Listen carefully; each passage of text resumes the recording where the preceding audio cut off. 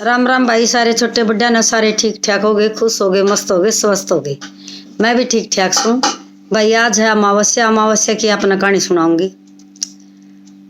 भाई अमावस्या वाले दिन भाई तड़के वक्त उठ के अपना झाड़ू पोछा करो, सुतर डाल साफ सफाई करके बढ़िया ताजा भोजन बना के चूल्हा चाला साफ करके और भाई अपने कागा ने रोटी दर दो, कुत्ते ने जमा दो और भाई गऊ ने दे दो। कोई भूखा गरीब हो उसने दान कर दो। सब तो बड़ा दान लग करे, सब तो गरीब का। और भाई पंडित जमा जाए तो पंडित जमा दो, और ना तो गरीब ने दान करेगा, सब तो ज्यादा दान लग गया करे। और आप फल का भी दान कर सको हो, अन्न का भी दान कर सको हो, पीसा दली का, कपड़ा का, किसी चीज का भी दान कर लो। और पूजा में पीली फूल चढ़ा दो, सब तो बढ़िया रहेगा। क्यों विष्णु भगवान की पूजा आया करे। और भाई ये बात न सुनाऊंगी एक कहानी।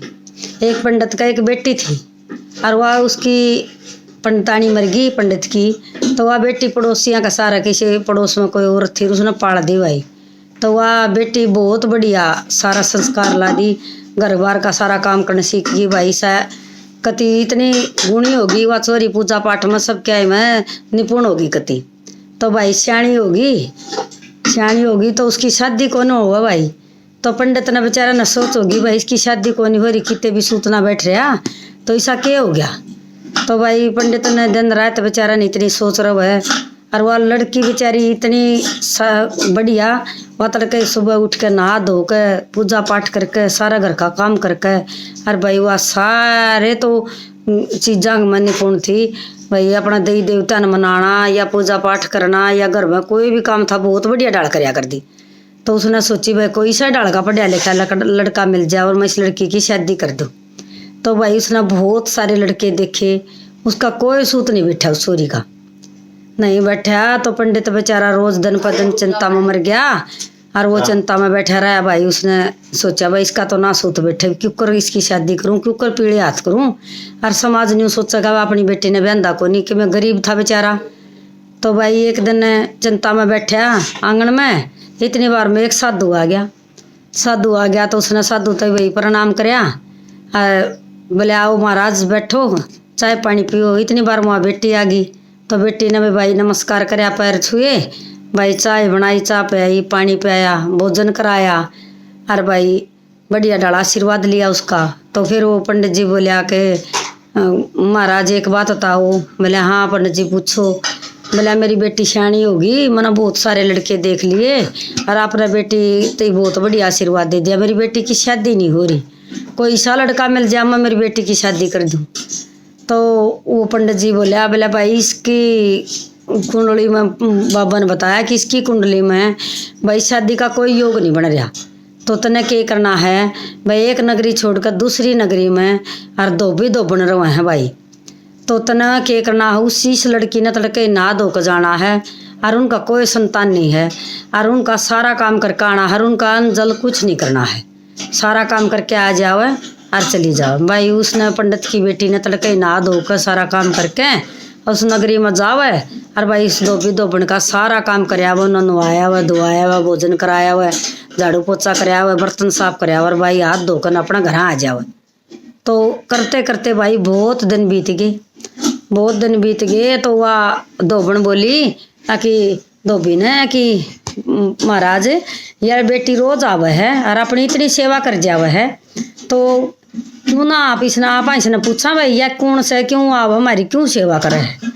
तो अगला दिन वह गई तो फिर उसने सारा काम कर लिया, रोटी राटी बनाई, झाड़ू पोछा कराया भाई, बर्तन साफ करे, वो नहाए धोआए, उनके कपड़े धोए, सारा काम करे। पाछा हुआ धोबन बोली बेटी तो एक बात होता, तू किसकी बेटी है, तू मारी क्यों सेवा करना आ करे, के कर लिए तने के तकलीफ से, तू दुखी से आकू खुशी मनता है अपनी सी मारी सेवा करे। तो वह बोली कि मैं तो माता जी जा खातर करना आया करूँ, मैं होगी सियाणी, मैं ब्राह्मण की बेटी हूँ और मेरी कुंडली मैंने लिख रखी है कि आप धोबन हैं जो दूसरी नगरी में उन बुढ़िया की सेवा करेगी। वह बुढ़िया जो तेरी मांग का संदूरा तेरे मांग में देगी जब तेरा से ब्याह होगा। तो भी उसने धोबन ने बोले अच्छा बेटी या बात से, बोले हाँ। तो धो के हाथ बता के बात आ गई आगे तो भाई वह धोबना अपना आदमी ने बोली कि बताऊँ या बात है बोले लड़की तो अपनी सेवा जात करना वही इसने बेचारी ने शराब मिल रहा है। अरे कन्या की शादी नहीं हो रही, पंडित जी का बेचारा का बारस है, सरपाइयो समाज में और गरीब पंडित है, तो वह या तो अपनी सेवा जहाँ खातर करना हुआ है। तो पंडित जी बोलिया बोले वो धोबी बोलिया कोई बात नहीं कि 8 लाख कन्या है आपा दे देंगे, इसने बेचारी ने सुहाग अपना किया आपा तो खाए कमाई बीते पड़ी। हाँ तो भाई उसने क्या कराया, वह अगला दिन गई धोबन और वह लड़की नहा धोकर सारा काम करके न और भाई मावस थी लीप पोत के अंदर बैठी अपना भोजन बना रही, भाई सारा काम कर रही।